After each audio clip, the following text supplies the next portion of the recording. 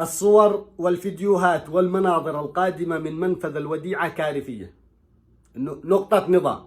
منظمة الصحة العالمية أعلنت بالأمس عن وصول وفيات كورونا إلى 1,000,000 حالة وفاة، وبالتالي ربما قد تكون هذه الصور وهذه الفيديوهات وهذه المناظر سببا لإعادة الجانب الآخر النظر في موضوع السماح للقادمين من اليمن بالدخول. طيب ايش الحل؟ الحل كان واضح وبسيط. واحد، كان على المنفذ انه قد شايف انه مسموح له عدد محدود كل يوم للدخول للجانب الاخر. طيب كان المفروض يعمل موقع الكتروني لهذه الظروف، مثل مثلا جوازات مأرب لما عملت موقع، مثل السفاره اليمنيه بالرياض، مثل عدد من القطاعات والهيئات، انه تحجز موعد وعدك بيتك، والاولويه تكون اللي تاشيرته قريبه الانتهاء، بموجب الموعد تروح مراكز الفحص، تقطع فحص وتجي تدخل، والموقع الالكتروني يكون يقبل كل يوم العدد المحدود اللي مسموح له بالدخول. انتهى الموضوع، اي واحد بدون الموعد ما يدخلش. الامر الثاني، طالما ما عرفتوش تعملوا موعد، كان الامر بسيط، انه بيان من منفذ الوديعه من الجهات ذات العلاقه الى الجمهور والى المغتربين، انه اي واحد تاشيرته باقي لاكثر من 15 يوم لن يسمح له بالدخول. هتجيلي وتاشيرتك شغاله عاد لها مده وعامل الفحص وامورك طيبه ووصلت للباب لارجع. ليش تجي تضايق زملائك؟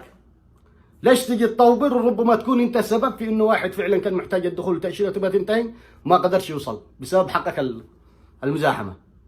الامر الثالث، انه في ظل هذه الظروف ومعنا 100,000 المغتربين موجودين الان في الداخل اليمني، كان المفروض انه يتم الترتيب حتى مع باصات النقل، انه كل باص نقل ما يسمح له الا بعدد محدود، ويصدر المنفذ بيان للي مسموح للشركات النقل اللي مسموح له تنقل مغتربين.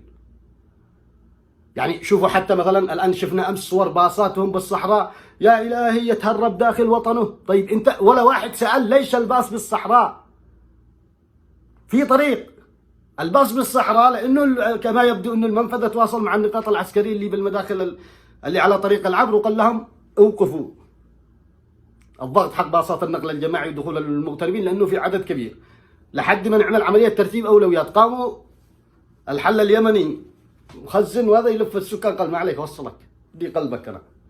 وطريق الصحراء، وصل الصحراء تعطل وصور الفيديوهات، انظروا ماذا يفعلون بنا. انه دائما نقول لكم والله العظيم انه الاسفاف في الطرح وتحميل الامر فوق ما لا يحتمل ما يخدمكش ولا يخدمنا جميعا ولا يحل موضوع.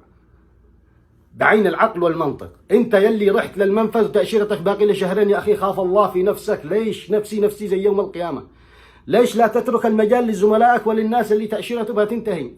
ليش تروح تعمل زحمه وتكون سبب في انه هذاك يفقد مصدر رزقه لانه ما قدرش يوصل بسبب الزحمه حقك؟ الامر واضح. احنا عمليات الدخول ينظمها الجانب الاخر، وهو اللي يسمح بعدد محدود كل يوم. العدد المحدود واجب المنفذ انه يبدا بالاولويه لاصحاب التاشيرات المنتهيه، وما يدخلوش لهم حصرا. ان حتدفع لي 100,000 حق باص وحتخسر ما عملت وجيت لي ورحت فحصت بطريقتك ومعي الدكتور فلان بالله دخلني ضمن الفحص وفحصت وجيت، برجعك. الاولويه لزميلك اللي فعلا تاشيرته بتنتهي، وانت رجعت تجي تقول لي والله انت عارف الظروف باليمن وانا لازم ادخل. طيب ما اعتبر المنفذ عاد مقلق يا اخي، اعتبر انه ما جاش بيان المفروض لنهايه العام، افترض معاد لنهايه العام.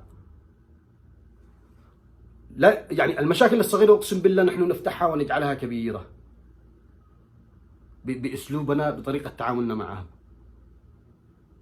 انه تحميل طرف ما المسؤوليه وخطا. تشتو نعالج المشكله، نبدا بانفسنا.